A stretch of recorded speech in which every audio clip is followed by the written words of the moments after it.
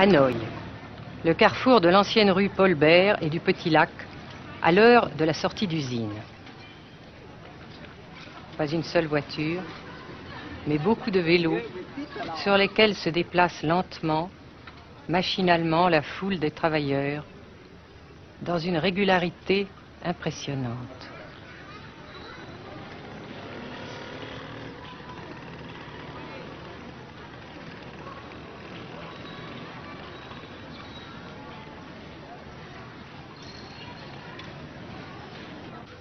La sensation que ce pays est anormal ne nous a pas quittés au Nord-Vietnam. Anormal d'abord parce que toute vie individuelle a disparu au bénéfice d'un effort collectif extraordinaire. Dirigé d'une main de fer à l'intérieur d'un dispositif de sécurité draconien.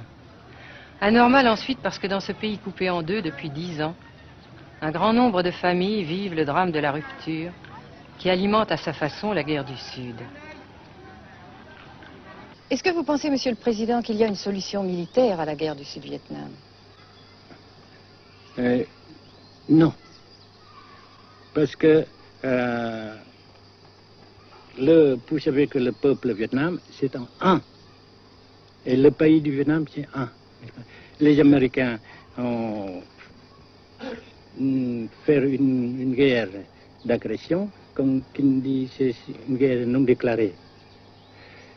Et, comme vous savez aussi, vous avez pu lire dans la presse, n'est-ce pas, bien, mondiale, que plus la guerre prolonge, plus les Américains et leurs valets, n'est-ce pas, comment dire ça,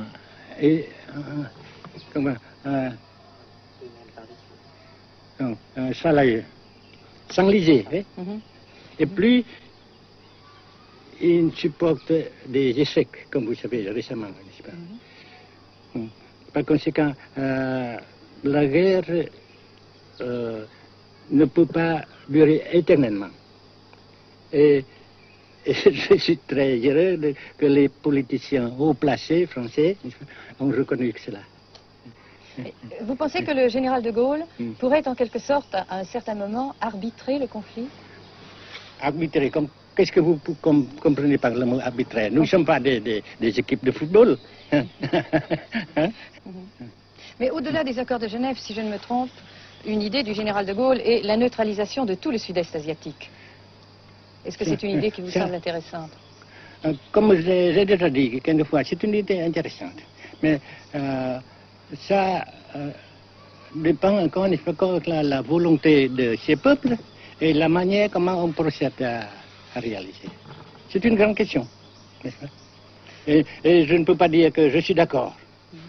Et je ne dis pas que je ne suis pas d'accord, n'est-ce pas? Mais parce que vous dites, par exemple, vous dites fleurs. Fleurs, il y a beaucoup de sortes de fleurs. Il y a des roses, il y a des blanches, des rouges, etc.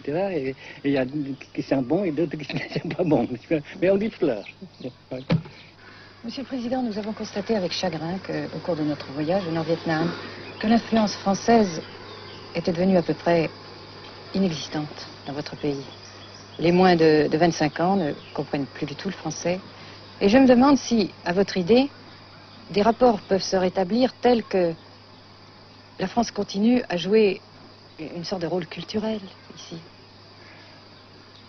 Avec la France, surtout, et avec tous les autres pays. Nous voulons avoir une coopération amicale, culturelle, économique, etc. Mais je suis sûr que vous ne voulez pas avoir, n'est-ce pas, que la France ait l'influence qu'elle avait avant. C'est une autre chose. Naturellement, c'est une autre époque. Mais coopération culturelle, économique, qu'est-ce qu'il y a encore, sportive par exemple, oui. etc., n'est-ce pas, nous le désirons. Si la guerre se cristallise au sud et se poursuit encore pendant quelques années, pensez-vous que l'avenir économique du Nord-Vietnam soit viable? Je suis sûr que c'est non seulement viable, mais ça progresse.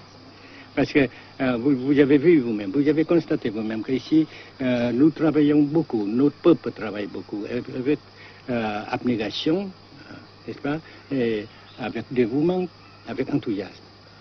Et d'un côté, nous travaillons pour, comment dirais-je, pour, principalement, n'est-ce pas, de nos propres forces, de nos propres...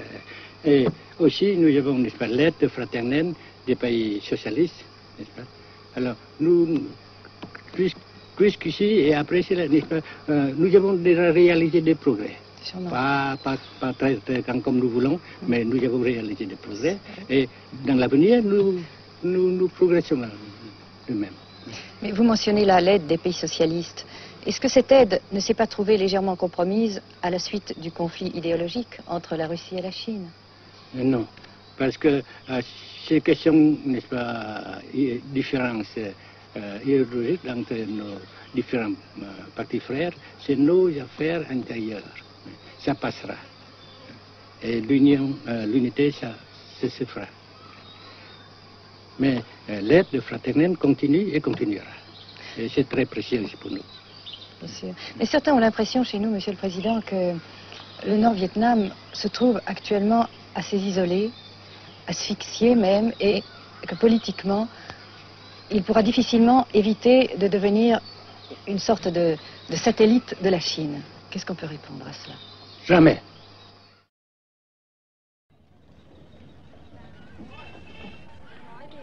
À Hanoï, la vie continue, malgré les alertes, malgré l'évacuation de plus de la moitié des habitants.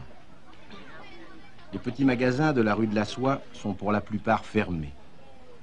Seule la trêve du Tête et ses fêtes de famille devaient redonner pour quelques jours un peu d'animation à la ville, avec la traditionnelle branche de pêcher en fleurs, symbole du nouvel an lunaire et du printemps tonkinois. La trêve, malheureusement, ne fut qu'un espoir déçu.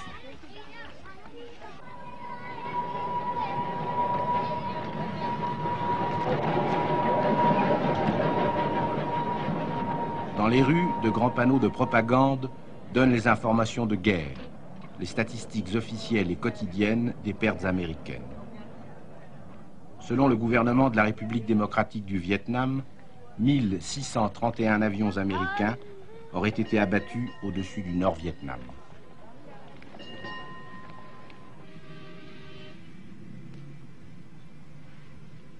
Le Grand Pont d'Oumer, construction métallique de 2 km de long à la sortie nord-est de Hanoï, assure toujours la traversée du fleuve Rouge.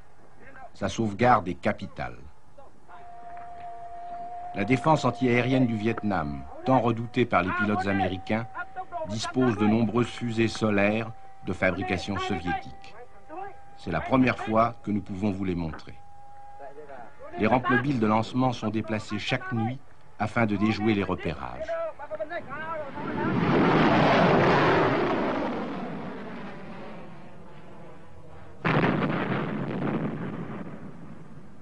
Selon les milieux officiels de Hanoï, 54 avions de l'US Air Force auraient été abattus en 1966 par la seule défense antiaérienne de la capitale.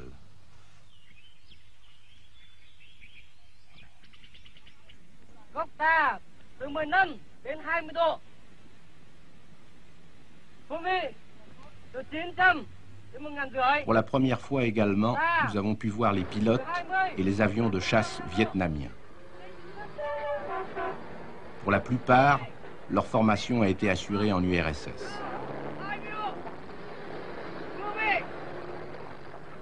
L'état-major des forces aériennes du Vietnam se défend d'utiliser des pilotes ou des spécialistes étrangers. Les MiG-17 et 21 participent de plus en plus nombreux à la défense du Nord-Vietnam.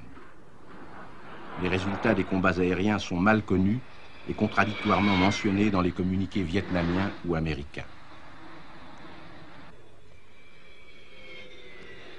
Le général Vo Nguyen Giap, ministre de la Défense, a répondu à nos questions concernant le point de la situation.